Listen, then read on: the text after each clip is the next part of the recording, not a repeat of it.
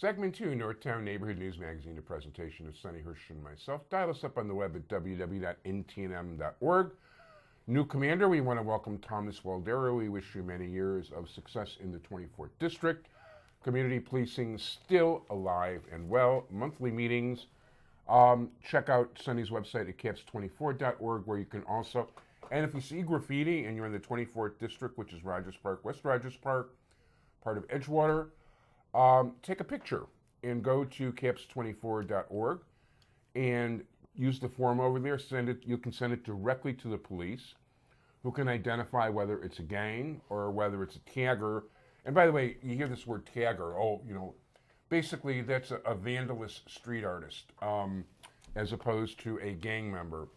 And speaking of gang members, or at least somebody that we grew up just a few blocks away from each other, in South Shore, now known as Terrortown, in which since 2012 has a distinction of 22 murders, at least as, not counting the last couple of weeks and not counting the 3 weeks it took to get this on the air, so maybe we're up to 47 by now.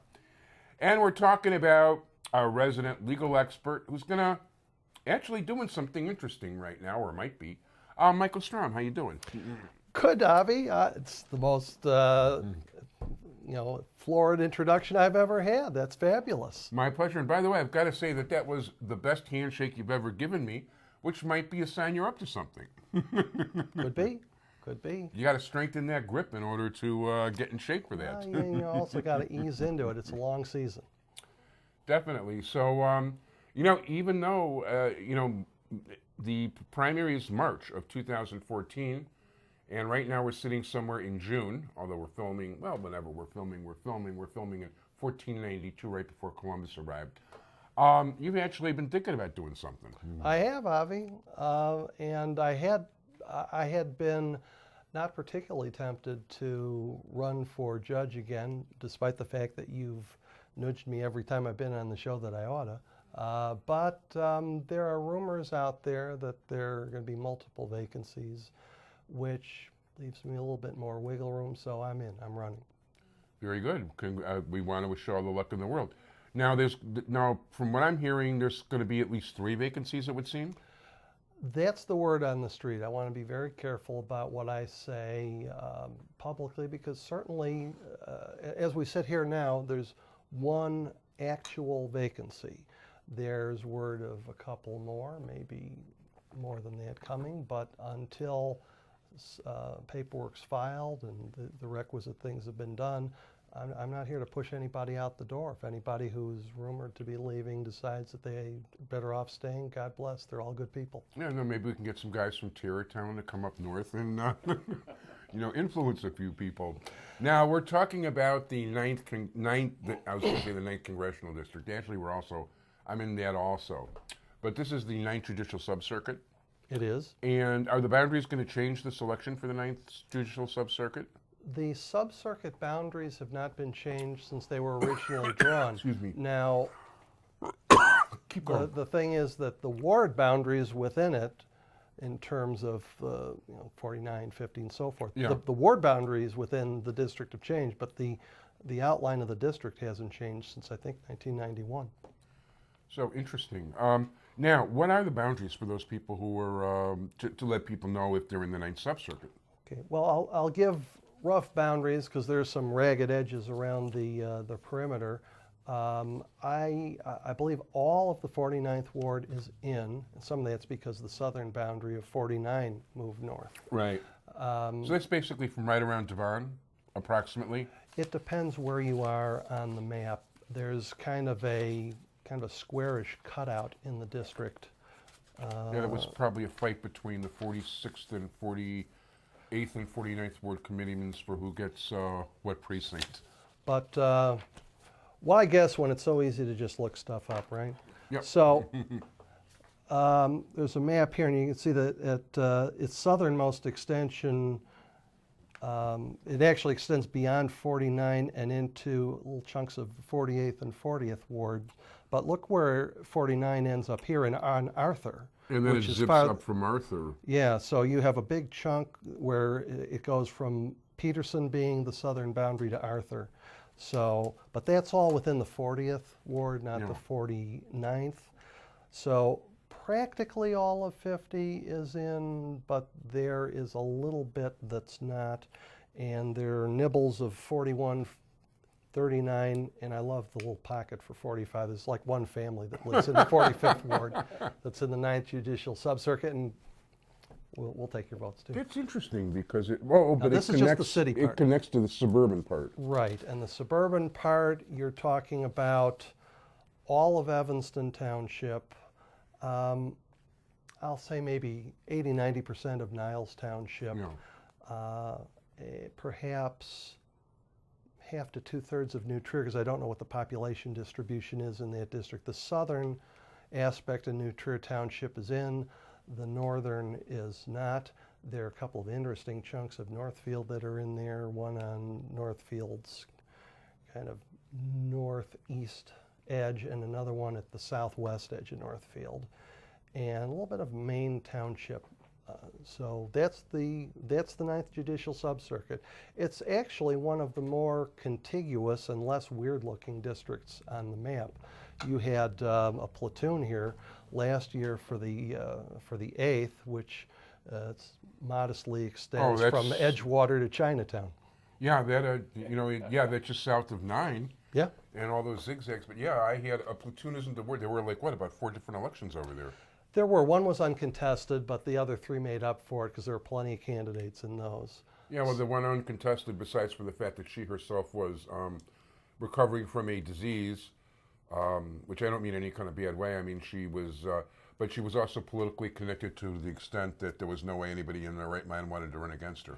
Well, I mean, any angle you looked at it, we're talking about Judge Laura Liu, she's just a wonderful person. Nice person, yeah. Yeah, I mean, if you've ever met her and ever talked to her, there'd be no reason not to support her. Her qualifications are excellent, but it was she did have interesting some because nice. Everybody was afraid to run against her. Nobody wanted to run against her. Yeah, well, I understood the scenario there. In the family is one of the more prominent Democratic election law attorneys, and nobody that anybody wanted angry at them. Correct. And I mean, how many different ways do you want to pick to annoy people when you're already running for judge? That's a good point. Speaking of running for judge, so when you're running for judge, I mean, you just can't get out there on a soapbox and, promise people 40 acres and a mule, as I always like to say, from the old Gone with the Wind movie. Well, the mule supply is not what it used to be, Avi. I got to tell you that. But not even 20 mule team borax. Oh boy. To the younger listeners, that was a very prominent detergent back in the days. Yeah, but inside Does, you could get a free dish and having Dolly Parton tell you about it. Not going there. Anyway, no, what you can do is present your qualifications. Yeah. There are, as you know, 12 bar associations that issue ratings, and there's certainly a wealth of opinions that you can get there. You can make it known within the community what sort of things you've done as a lawyer, what sort of things you've done in terms of community service, pro bono, and so forth.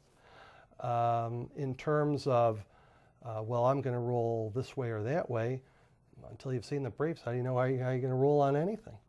I generally draw the line after a stern cautionary that I can't possibly tell you I'm going to rule. I can tell you what my general views are, as long as you understand that if the law is different than my views, I'm not running for the legislature. I'm sworn to follow the laws, and that's what it is. Yeah, that's what, a lot of people don't understand that, and even that applies to not just judges, but things like state's attorneys and things like that. Sure, of course. If the law says something, you're really kind of a sworn officer and they're supposed to follow the law. Well, and as you know, Avi, and you've had enough airtime with Anita Alvarez to know about state's attorneys and what all they're doing, as well as Dick Devine before her, well, too, yeah. Yeah, And although you scared him half to death, but... well, only once. But, if as competitive as we folks who box it out in courtrooms are, if you're a prosecutor and you see evidence that indicates that you want to drop the charges, you got to drop the charges no matter how much in your guts you want to go in there and do it anyway. Yeah, you know what? It's interesting because Anita Alvarez, well, Dick Devine, he told me a lot of good stuff off the air, but Anita Alvarez in so many ways confirms. I mean, she doesn't say, yeah, same thing, but, you see yourself that some of this stuff just eats at her gut, but the law's the law. Yeah. Yeah, there's And some by the hard way, she things. wouldn't be a caring person if it didn't eat at her gut. Of course not. No, these are all, you got to remember, these are all human beings. Yeah. It's all part of the story. Yeah, well, actually, in most cases, elected officials are. I mean, there are exceptions. Well, certainly carbon-based life forms, if we're going to go with the broad and general. Yeah, that's a good Star Trek way to look at things. So, are you go? So whatchamacallit? So in terms of, well, in campaigning, so basically I would say, not that you're technically campaigning, you're not supposed to whatever. Are you open to speak to people? Sure. Okay. Sure. Well, I mean, I've been open to speak to people for lots of time, as long as they're willing to listen. That's the hard part. So, for instance, if somebody wants to have a gathering or something and is looking for a guest speaker. Sure.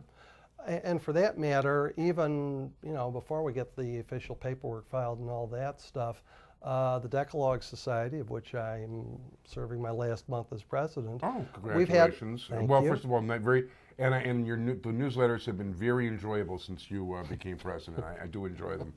Thanks, Javi. You're too kind. And as a journalist yourself, it's high praise because I have as much journalistic training as my dog, but still, opposable thumbs gives me the edge. Decalogue has speaker availability for groups that want to know about legal issues, about issues that affect the community that Decalogue's involved with, which is cutting a pretty broad swath. We've really gotten out there during the last year. Very cool. Just out of curiosity, who's the incoming president, or is there one It's yet? Jim Goldberg. I don't know him. Jim has more of an administrative law practice. He's involved with defense of professionals who are subject to the Illinois Department of Professional and Financial Regulation. That doesn't include attorneys who are regulated separately by the Illinois Supreme Court. Well, I'm going to leave that to surveyors, judges. That's complicated, it sounds surveyors, architects, I think barbers even. like. Wow. Although Marty's never had any problems, I'm sure. I was going to ask about that. Hey, Marty, how's it going?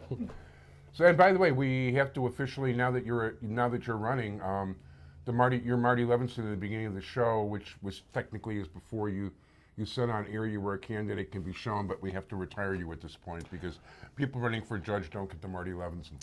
A door closes and a window opens. Well, yeah. Listen, if you become, I'll make an exception if you make it up to the U.S. Supreme Court, though. Outstanding. I'll be happy to put the Marty Levinson back on then. And it would probably, I'm guessing, I haven't seen the whole roster, I'm guessing it would be the first U.S. Supreme Court justice that had done a Marty Levinson. Definitely. The others we had guillotined. So you want to hear about some of the cool stuff we've been doing with Decalogue? How much time you got left? 38 seconds. Oh, outstanding.